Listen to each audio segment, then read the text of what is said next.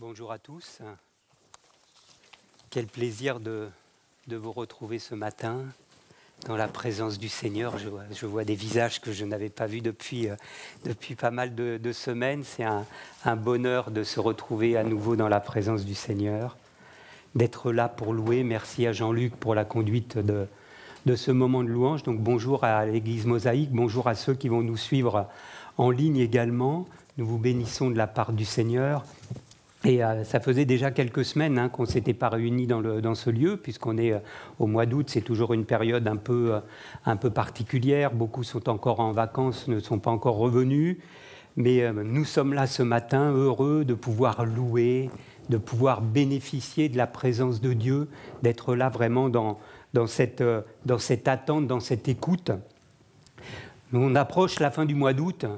Donc ça approche, la fin des vacances, comme chacun le sait. Ça va être la rentrée, c'est peut-être déjà la rentrée pour certains, mais on peut dire que véritablement, la rentrée, c'est là, dans quelques jours, début septembre, avec la rentrée scolaire pour les enfants, pour les étudiants, quelques semaines plus tard, et avec tout ce que cela implique.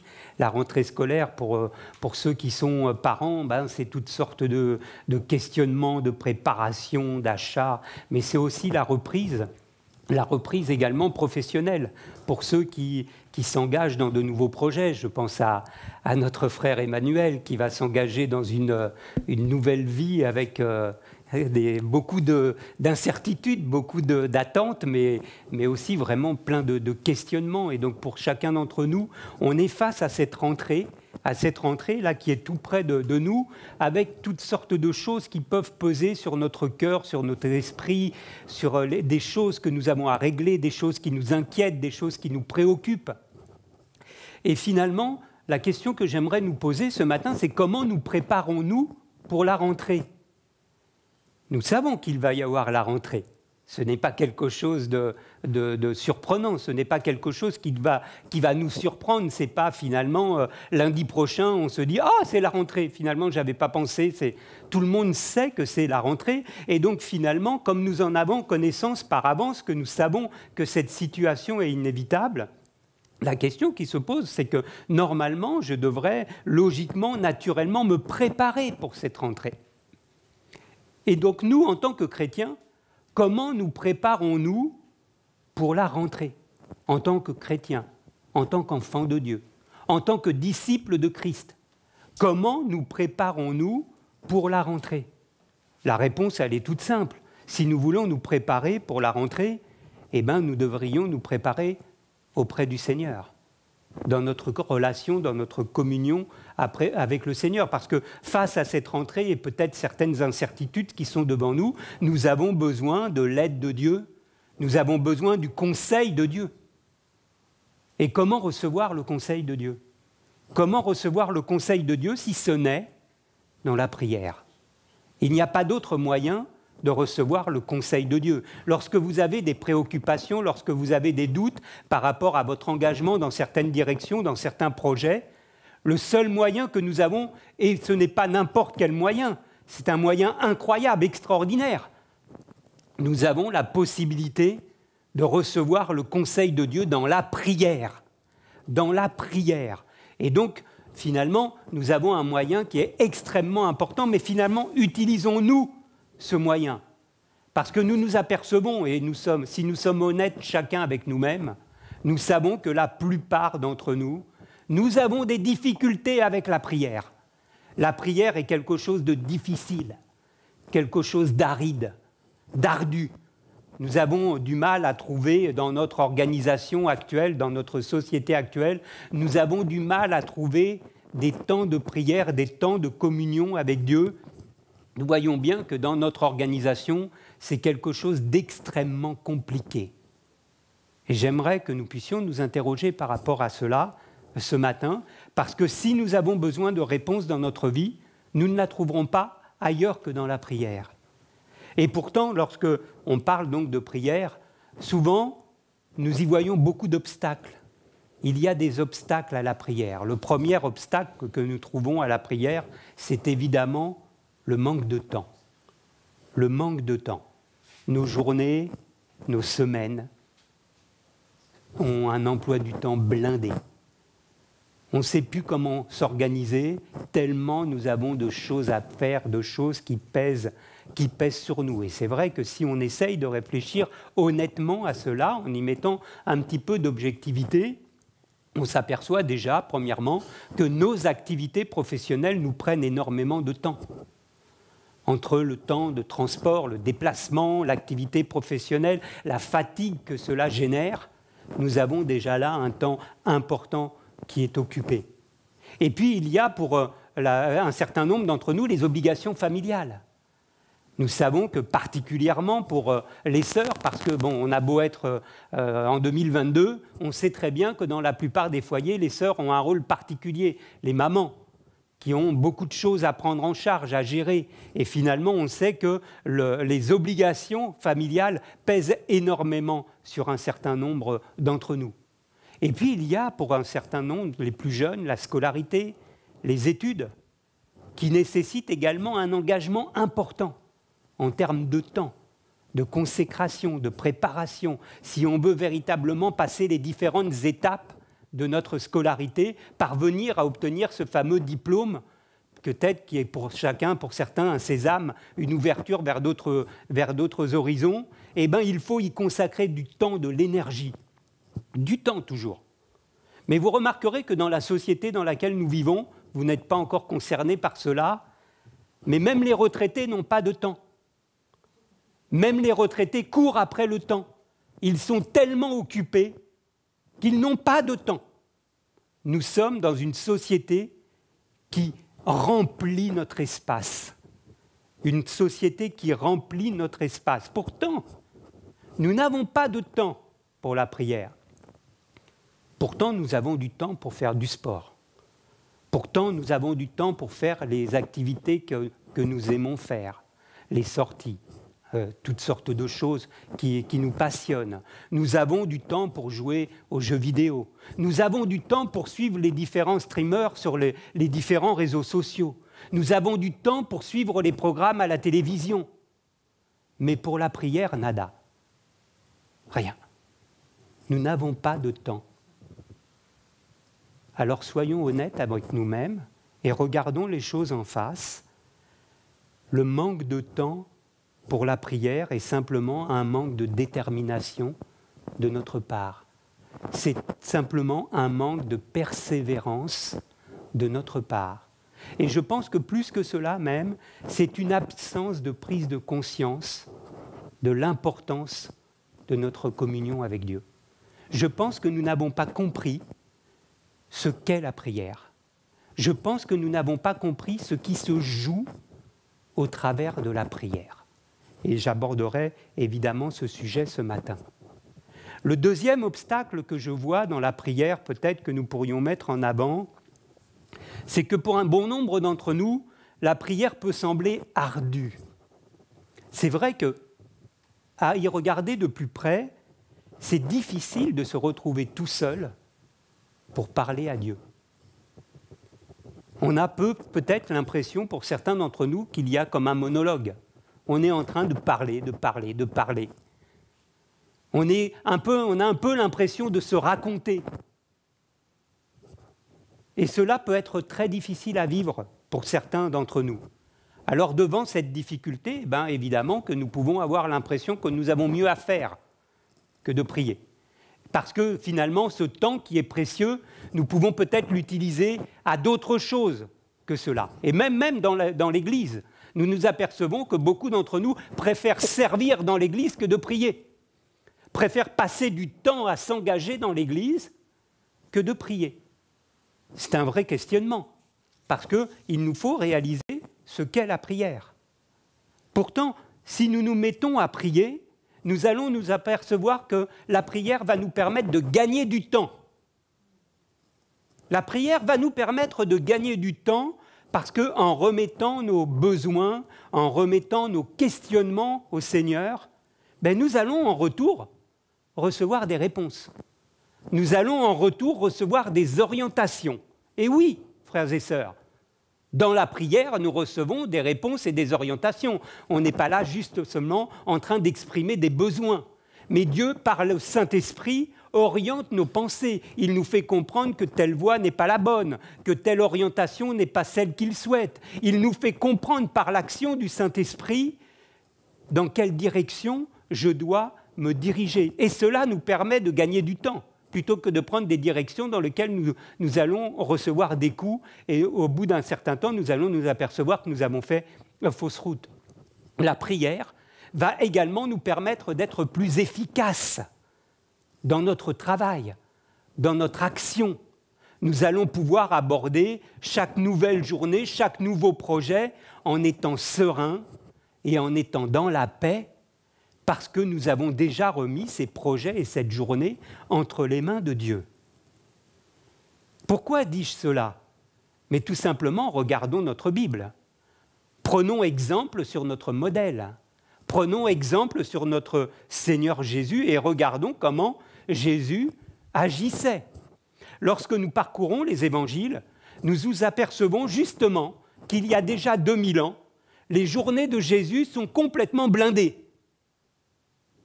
On n'est pas plus blindé qu'à l'époque de Jésus. Lorsque nous regardons comment se passe une journée de Jésus, nous nous apercevons que dès très tôt le matin, Jésus est en train de discuter avec ses disciples, en train, au travers de discussions banales, en train de marcher avec eux, il est amené à les enseigner, à leur parler, à leur faire comprendre un certain nombre de choses. Puis Jésus se rend à la synagogue pour enseigner. Et puis plus tard, il enseigne devant les foules qui le suivent, parce qu'un monde important suit Jésus partout où il se déplace, et Jésus s'arrête pour enseigner les foules. Et puis le voilà qui arrive de village en village, il rencontre les habitants, il parle avec eux, et nous apercevons que jusque tard la nuit, Jésus guérit les malades. Je prendrai juste ce simple texte de Marc, chapitre 1, verset 32, qui nous dit « Le soir, après le coucher du soleil, donc la journée déjà était bien longue, le soir après le coucher du soleil, on lui amena tous les malades et les démoniaques. Et toute la ville était rassemblée devant sa porte. Il y avait un monde fou. Si déjà tard, après le coucher du soleil, il y a autant de monde devant sa porte, imaginez à quelle heure Jésus va s'arrêter. Et puis il nous est dit, vers le matin, pendant qu'il faisait encore sombre, il se leva et sortit pour aller dans un lieu désert où il pria. Dès le matin, Jésus se place à l'écart pour se ressourcer avec son Père.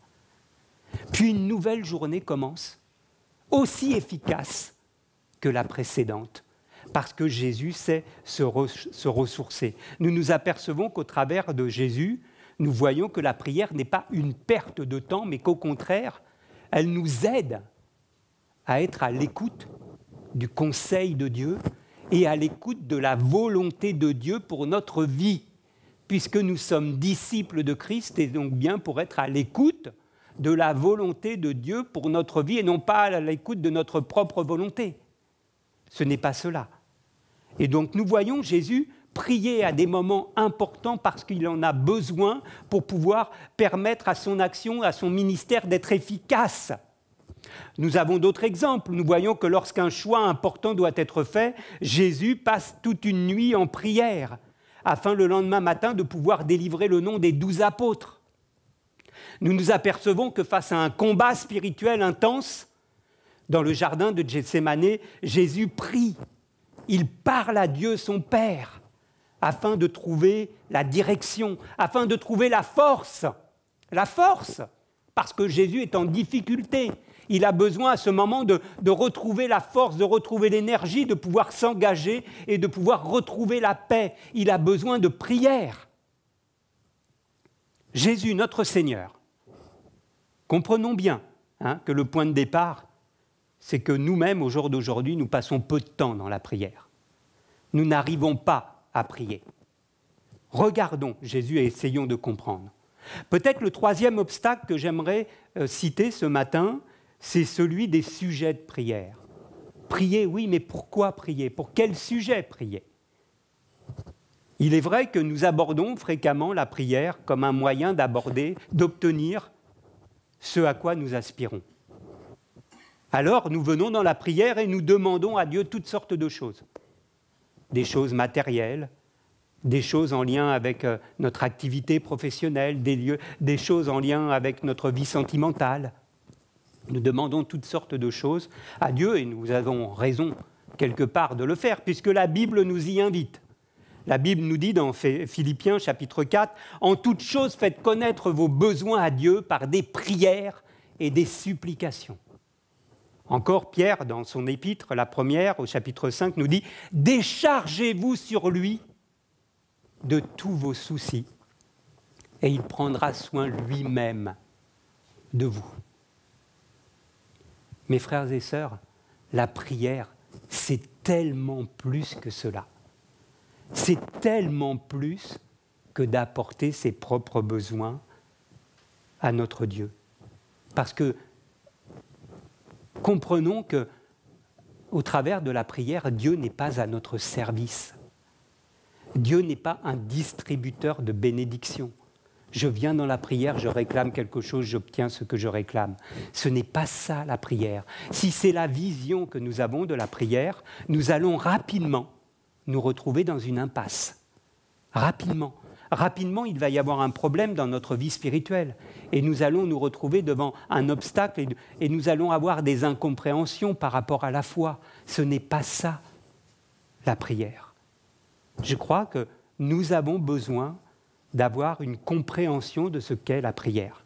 Nous avons besoin vraiment que Dieu nous ouvre l'esprit, qu'il renouvelle notre intelligence dans ce domaine. Et avant nous, les apôtres ont connu le même questionnement. Les apôtres, finalement, que nous voyons qui cheminent avec Jésus pendant ces 3 années où Jésus est parmi eux, donc ils ont quand même vécu 3 ans avec Jésus, ils étaient donc aux premières loges, ils bénéficiaient du meilleur des enseignants, ils ne pouvaient pas avoir meilleur enseignant que Jésus. Ils étaient là à suivre Jésus un peu partout et rapidement ils se sont retrouvés devant ces mêmes interrogations. Ils étaient juifs, ils avaient l'habitude de prier, mais ils ont compris au contact de Jésus que la prière avait un autre enjeu. Avait un autre enjeu que la façon dont ils priaient jusqu'alors. Alors un jour, ils ont dit à Jésus, ils se sont tournés vers Jésus, honnêtement, les apôtres, ceux qui ont créé l'Église, ils ont dit à Jésus, « Apprends-nous à prier. Il y a un problème, il y a quelque chose qu'on n'a pas compris, apprends-nous à prier. » Et c'est ce texte est dans la Bible, dans les évangiles que nous voyons, dans Matthieu chapitre 6, et Jésus se retourne vers eux tout simplement et leur dit « Voici comment vous devez prier. » Et nous connaissons ce texte, « Voici comment vous devez prier. Notre Père qui est aux cieux, que ton nom soit sanctifié, que ton règne vienne. Que ta volonté soit faite sur la terre comme au ciel. Donne-nous aujourd'hui notre pain quotidien. Pardonne-nous nos offenses, comme nous aussi nous pardonnons à ceux qui nous ont offensés. Ne nous induis pas en tentation, mais délivre-nous du mal. Car c'est à toi qu'appartiennent dans tous les siècles le règne, la puissance et la gloire. Amen. » Au travers de ce modèle de prière que Jésus donne aux apôtres et à nous, puisque ce modèle nous est parvenu jusqu'à nous aujourd'hui, nous réalisons que ce que nous appelons prière, c'est avant tout une relation établie avec Dieu.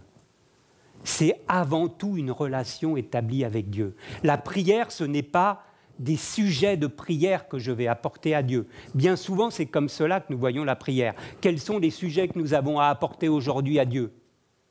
Mais la prière, ce n'est pas ça. La prière, nous dit Jésus, avant tout, c'est une relation. En rentrant en prière, je rentre en relation avec Dieu, avec pas n'importe quel Dieu. Je rentre en relation avec notre Père. Notre Père. La prière, donc, n'est pas une prière impersonnelle. Je ne suis pas en train de m'adresser à un Dieu inconnu. Je suis en train de m'adresser à mon Père. Mon Père, celui qui s'occupe de moi, celui qui a un regard bienveillant pour moi. Je suis en train de m'adresser à celui qui a fait de moi son enfant, à celui qui a fait de moi un membre de la famille de Dieu. C'est cela la prière avant tout. Ce n'est pas une suite de besoins et de sujets. C'est avant tout, je rentre en contact, en communion, en relation avec mon Dieu, et pas n'importe quel Dieu, mon Père. Jésus continue en disant « que ton nom soit sanctifié », parce que Jésus veut bien marquer que cette relation n'est pas n'importe quelle relation. Nous avons des relations les uns avec les autres, des fois avec des membres de notre famille, avec des collègues de travail, des personnes de notre entourage avec lesquelles nous avons des liens particuliers, où nous avons une certaine familiarité.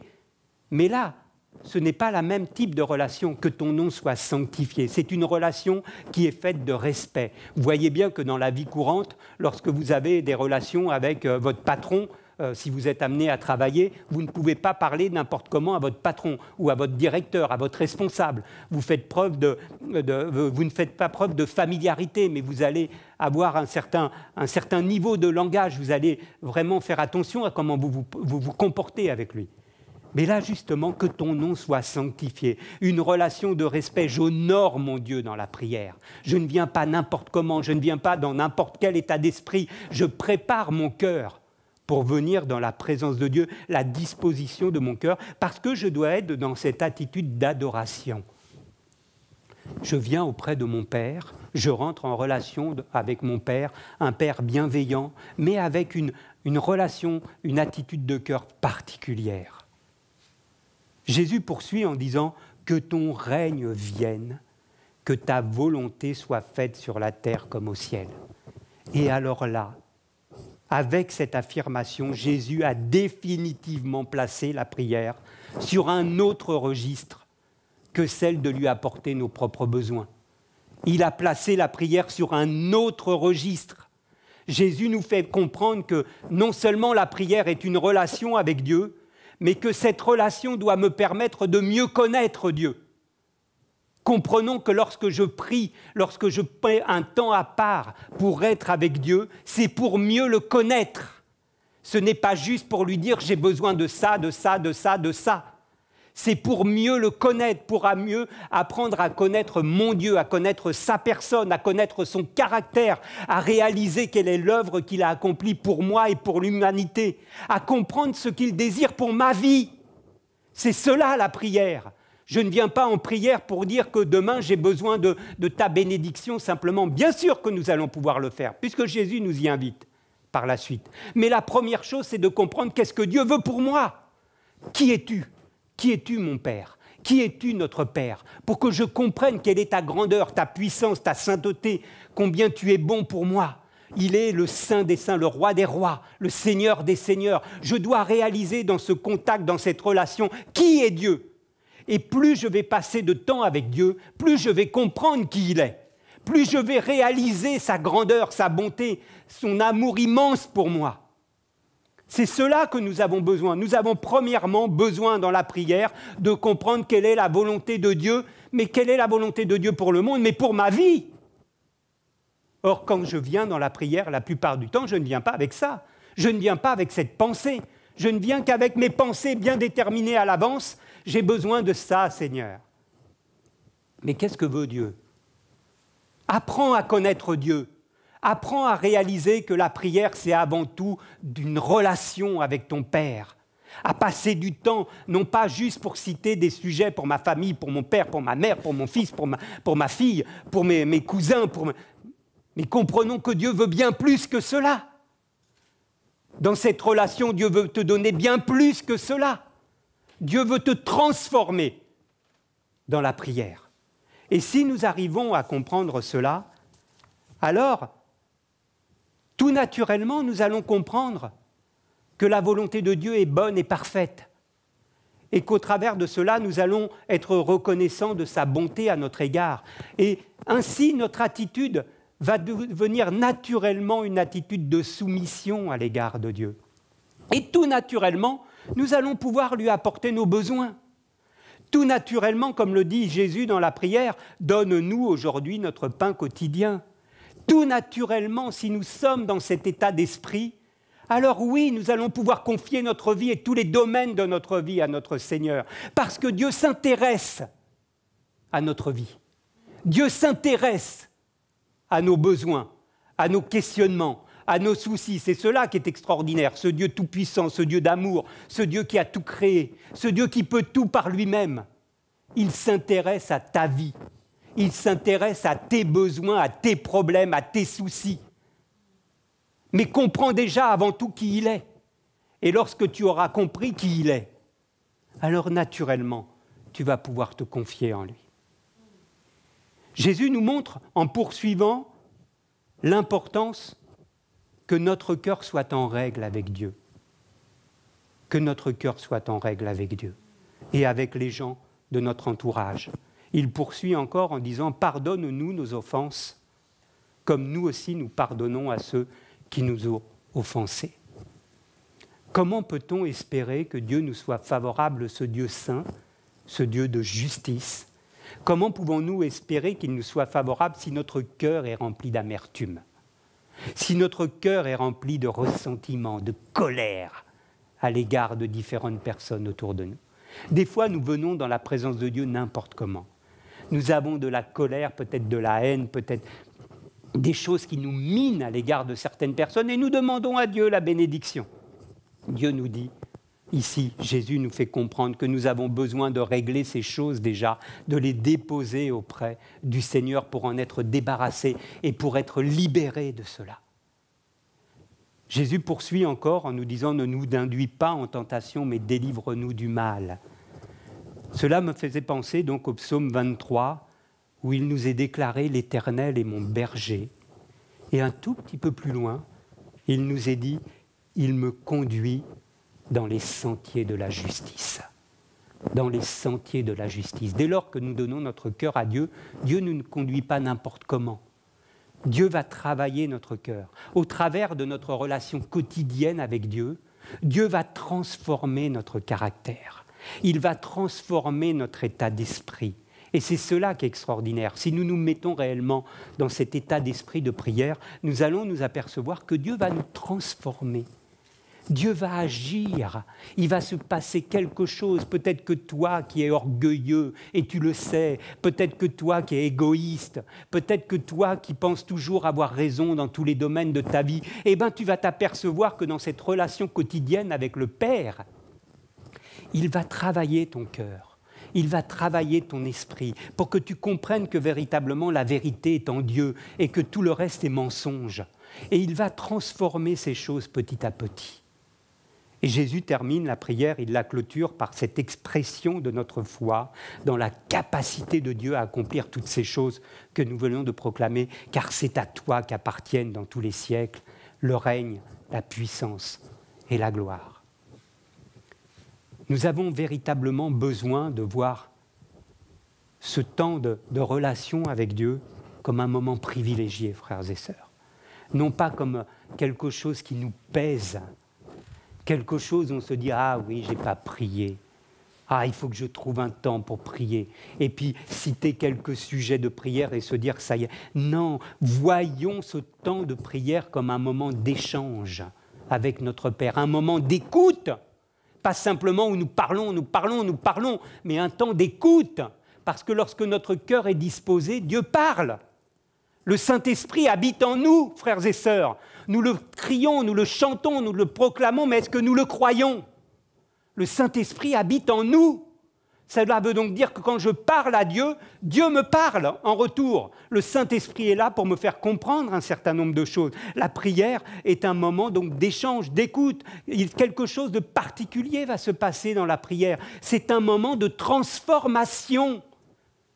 Vous savez que nous avons besoin d'être transformés, que notre cœur a besoin d'être transformé. Mais comment va-t-il être transformé?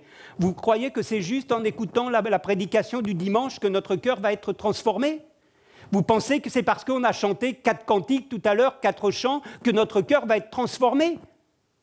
Mais non, frères et sœurs, notre cœur il va être transformé au travers de la parole que nous méditons et au travers de ces temps de relation avec Dieu. C'est dans la prière que notre cœur va être changé. C'est dans la prière que notre vision va changer, que notre compréhension va changer, que notre regard des événements va changer. C'est dans la prière que Dieu va changer notre propre personne.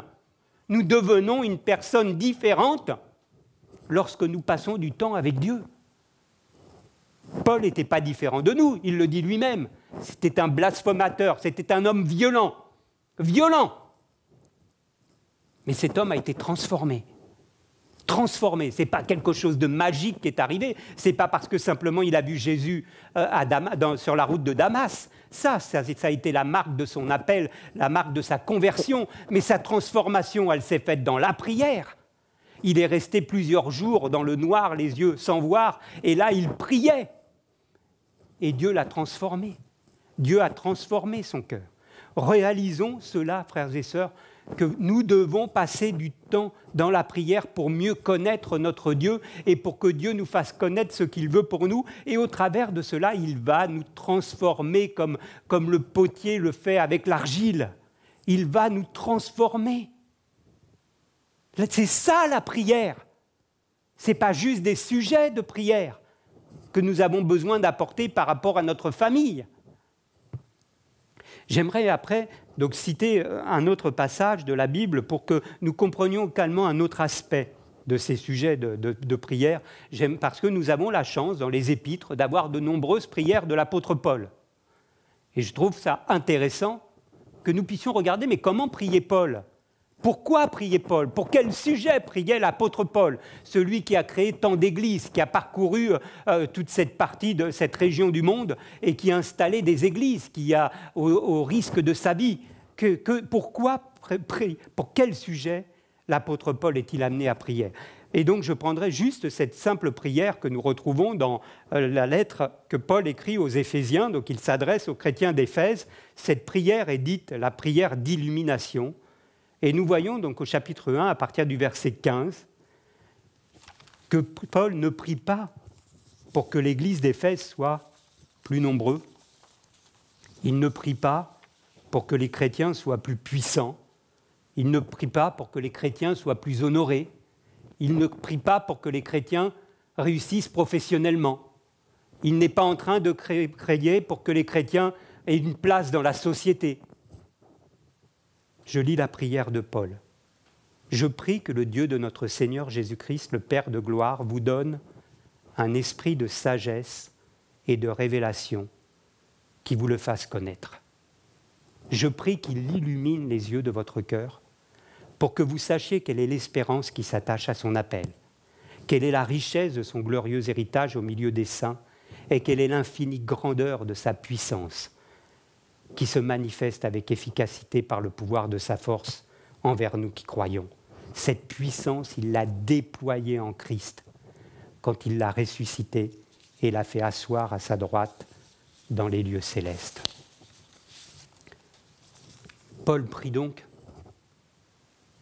pour que les yeux des chrétiens s'ouvrent, pour qu'ils comprennent et qu'ils réalisent leurs privilèges. Le début de la prière, je reviendrai juste quand même en aparté sur ce passage, Paul commence par dire « Il prie afin que Dieu nous donne ». Que nous comprenions bien que quand nous prions, nous sommes en train, non pas de prier une force mystérieuse, comme par superstition, parce que vous savez que même les chrétiens peuvent être superstitieux. Des fois, on peut croire qu'on a obtenu la réponse à la prière parce qu'on a dit tel mot, parce qu'on était dans telle position, que je prie parce que je suis dans telle pièce. Ça n'a rien à voir. C'est Dieu qui donne. La Bible nous dit tout simplement il faut que celui qui s'approche de Dieu croit que Dieu existe et qu'il est le rémunérateur de ceux qui le cherchent. C'est tout. C'est Dieu qui donne. Comprenons bien que ce n'est pas nous qui faisons quelque chose de particulier. On n'a pas plus de mérite parce qu'on est à genoux, parce qu'on a les yeux fermés ou pas, ou parce qu'on a passé 30 minutes, 40 minutes, 45 minutes. Ce n'est pas lié à ça. C'est Dieu qui donne, c'est notre Père. Comprenons simplement que nous avons besoin de cette relation. Mais pour quel sujet prie-t-il ? Moi, c'est cela qui m'interroge quand même. Parce que quand nous écoutons nos sujets de prière, Paul ne prie pas pour la richesse. Il ne prie pas pour la réussite, pour l'amour, pour le bonheur, pour la gloire. Il prie simplement afin que nous ayons un esprit de sagesse et de révélation. Dans la connaissance. Un esprit de sagesse et de révélation pour que nous puissions connaître Dieu. Que nous puissions réaliser qui il est. Donc il ne demande pas de nouvelles bénédictions, mais il demande simplement aux chrétiens, il prie pour les chrétiens pour qu'ils mesurent l'implication de ce qu'ils ont reçu. Nous avons besoin de prendre conscience de qui est Dieu, de quelle est sa personne, quelle est l'œuvre qu'il a accomplie, quel est son plan pour moi. Et nous avons besoin d'une révélation. Paul dit afin qu'il nous fasse connaître, qu'il nous fasse comprendre. C'est pour cela qu'il insiste au verset 18 en disant qu'il illumine les yeux de votre cœur, pour que notre cœur s'ouvre, pour comprendre quelle est la richesse de ce que Dieu a réalisé pour nous. C'est vraiment une question de cœur. Le cœur ici représente notre être intérieur, notre intelligence, nos sentiments, que cela puisse s'ouvrir pour comprendre la vérité de Dieu par l'action du Saint-Esprit. Parce qu'au travers de cette prière, nous voyons que l'enjeu est de taille. Paul prie afin que 3 grandes vérités nous soient révélées. 3 grandes vérités. La première, c'est que nous puissions comprendre afin que vous sachiez quelle est l'espérance qui s'attache à son appel. Est-ce que vous savez quelle est l'espérance qui s'attache à son appel ? Est-ce que nous vivons avec cette compréhension de l'espérance qui s'attache à son appel ? Il est question ici de notre marche avec lui, de notre vie chrétienne. Au travers de son appel, Dieu nous donne la possibilité de devenir enfants de Dieu, d'être participants de la nature divine. Il nous appelle à Christ, à lui ressembler, à marcher dans la sainteté, dans la liberté, dans la paix. Malgré les difficultés, malgré les souffrances, malgré les épreuves, que nous puissions comprendre quelle est l'espérance qui s'attache à son appel. Il prie encore afin que vous sachiez quelle est la gloire de son héritage. La gloire de son héritage, frères et sœurs. Est-ce que nous vivons au quotidien avec cette compréhension que nous avons un héritage qui nous a été préparé dans le ciel. Jésus nous a dit « mais je m'en vais pour vous préparer une place, ne vous inquiétez pas, vous savez où je vais. Je suis parti pour vous préparer une place. Désormais, nous avons la vie éternelle, frères et sœurs. Cet héritage, nous est dit dans la Bible, il ne peut ni se corrompre, ni se souiller, ni se flétrir, car il nous est réservé dans les cieux. Nous sommes désormais co-héritiers avec Christ. Co-héritiers avec Christ. Moi, toi, vous imaginez, nous sommes co-héritiers avec notre Seigneur Jésus. Et Paul continue encore, afin que vous sachiez quelle est la grandeur de son pouvoir et de sa puissance qu'il manifeste à votre égard. Est-ce que nous réalisons que le Dieu que nous prions a manifesté sa puissance à notre égard? Il l'a déployé, nous dit le texte. Il l'a déployé et nous voyons à quel point il l'a déployé au travers de l'œuvre qu'il a accomplie au travers de Jésus-Christ, puisque il l'a ressuscité des morts et il l'a fait s'asseoir à sa droite, il l'a élevé dans les cieux. C'est ce Dieu que nous adorons, ce Dieu tout-puissant. Et je crois que lorsque nous saisissons les vérités qui sont à notre disposition, alors nous réalisons l'immensité de la grandeur de Dieu, l'immensité de l'amour de Dieu, de l'œuvre de Dieu pour nous, et nous réalisons combien nos besoins sont petits à côté de cela. Nous réalisons combien tout ce qui concerne notre intérêt personnel est bien faible finalement à côté de ce que Dieu a réalisé. Je pense que c'est la rentrée. Il est temps pour chacun d'entre nous d'entretenir notre relation avec le Père. Je pense que pour la plupart d'entre nous, nous sommes négligents. Je pense que nous n'avons pas pris la mesure de ce que représente la prière. C'est une relation. On dit bien souvent que dans le couple, il faut entretenir l'amour dans le couple. Mais cette relation avec Dieu, elle doit s'entretenir.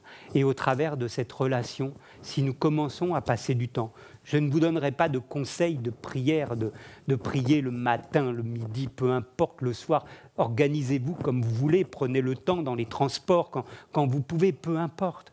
Mais réalisez que tout ce temps que vous passez avec Dieu, c'est pour mieux le connaître. C'est pour mieux être à l'écoute de sa voix. Plus vous passerez du temps avec Dieu, mieux vous entendrez la voix de Dieu. Mieux vous serez sensible à la voix de l'Esprit. Mieux vous comprendrez ce que Dieu veut pour votre vie. L'enjeu est de taille. C'est notre vie spirituelle qui en est l'issue. C'est notre salut, frères et sœurs. Et c'est le salut de ceux qui nous entourent qui est impacté par cette compréhension. Donc arrêtons avec cette vision de la prière qui est juste des besoins que nous apportons à Dieu. Ce n'est pas la prière. Ce n'est pas en tout cas comme cela que Jésus a enseigné les apôtres. Il leur a fait comprendre qu'avant tout, la prière, c'est une relation avec le Père. Amen. Seigneur, je veux te rendre grâce pour ta parole, pour cette compréhension que tu nous donnes de ta parole. Je te remercie, Seigneur, quel privilège nous avons d'avoir ces textes entre les mains. Merci à toi, Seigneur, d'avoir protégé cette parole et de permettre que là, même en 2022, nous ayons encore la possibilité de lire ces choses, Seigneur. Les apôtres se posaient la question comment prier. Tu leur as répondu simplement. Tu les as dirigés, tu les as mis sur la voie et tu nous mets sur la voie ce matin en nous faisant comprendre que cette relation avec notre Père est indispensable. Cette relation avec toi, notre Seigneur, est indispensable. Nous avons besoin d'apprendre à mieux te connaître. Pas simplement en venant à l'église, pas simplement en venant en chantant le dimanche, en écoutant des messages, peut-être même en semaine, mais en passant du temps avec toi, cœur à cœur, à te parler, à te confier nos soucis, à te confier nos questionnements, à écouter ta direction pour nous, ta volonté pour nos vies, parce que ta volonté est bonne et parfaite, Seigneur. Je veux te prier, mon Dieu, pour que tu ouvres les yeux de notre cœur, Seigneur. Que tu illumines les yeux de notre cœur. Tous ceux qui sont présents ce matin, tous ceux qui entendront ce message par la suite, fais-leur comprendre, Seigneur, par l'action de ton esprit, Seigneur. Je te le demande, mon Dieu, dans le nom de Jésus. Amen.